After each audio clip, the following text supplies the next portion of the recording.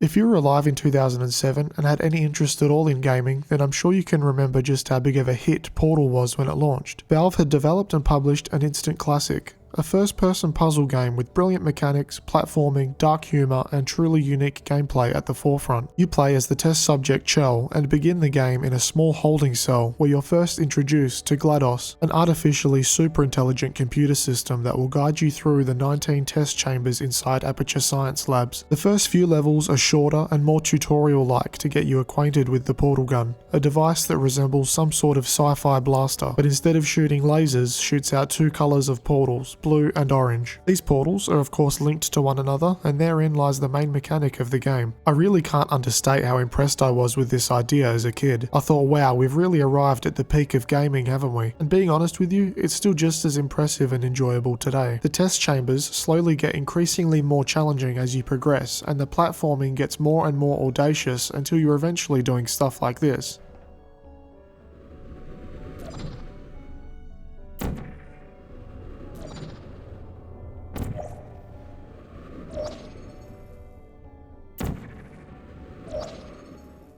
The graphics are pretty clean and have held up well. The environment of the game isn't a particularly stunning or breathtaking location, as we're just in a lab, but it looks nice and runs real smooth. The surfaces that are portalable are clear to see, and you can immediately tell when a wall isn't suitable for a portal. Each level is separated by a short elevator ride, and while the game will sometimes freeze or hold up for a second to load a new area, it's never intrusive and everything does feel more interconnected this way. It's a clever way to link the levels, and I think it's really effective here. This little fella is called an Aperture Science weighted storage cube. Occasionally you will have these at your disposal to assist in puzzle solving. Don't get too attached to it though. Along with the level difficulty slowly ramping up, so does the eerie, weirdly somber tone of Portal. From the get-go, things seem off, like the padding of the elevator walls being stained and dirty, which is not something you'd expect to see in a laboratory. Windows on the sides of chamber walls were creepy as well. Test subjects can be watched from behind the glass, but the glazing or distortion effect on them means you, the player, can't see in, which gives you this overall feeling of being watched the whole time. Eventually you notice even more unusual things, such as wall panels being popped out, and handprints as if prior test subjects had been able to find a way out. Let's just say Aperture Science doesn't really prioritize test subject safety, and I can definitely see why there have been attempted escapes. For the player, dying is as simple as an immediate respawn, which allows you to test ideas and theories for puzzle solving without the worry of having the game over screen. There were times I'd die over and over before it clicked with me what I was actually meant to be doing, especially later on when things get more difficult and the test chambers are more in depth. From here on in, I'll be dropping a spoiler or two, so fair warning. I mentioned the lack of care for test subject safety at Aperture Science, and this comes right to the forefront when the tests introduce these little bloodthirsty bots. Despite their soft-spoken nature, these things light you up the second they see you, with live rounds no less. It is though very satisfying to watch them freak out and power down when tipped over. Help, written in blood in certain off-limit areas, really drives home the sinister overtones of the lab, and there's clearly something evil at play behind the scenes. However, getting to see these areas behind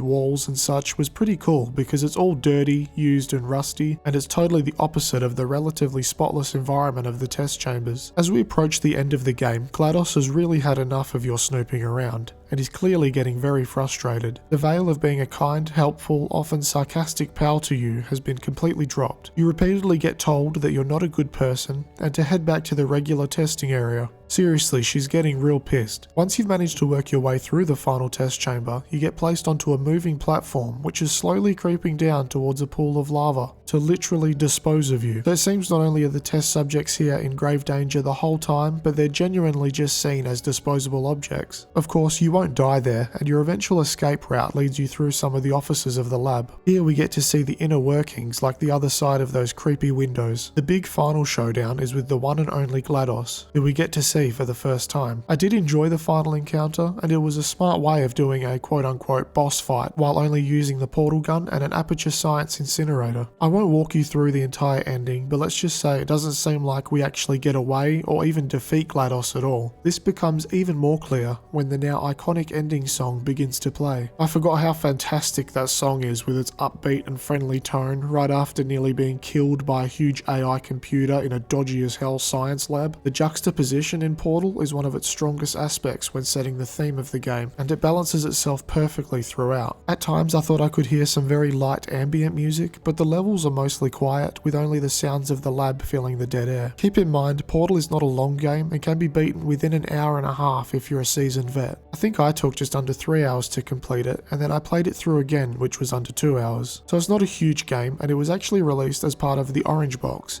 a game pack from Valve that included Portal, Half-Life 2, its episodes, and Team Fortress 2. Portal is the perfect example of how a game doesn't need to be 30 hours long to ingrain itself into the psyche of anyone who plays it. If you've somehow still not played Portal, I encourage you to check it out, as I believe it's a must-play for anyone into gaming. I'd love to hear your experience and thoughts on Portal, so please feel free to comment below. Thanks for watching, and I'll see you in the next one.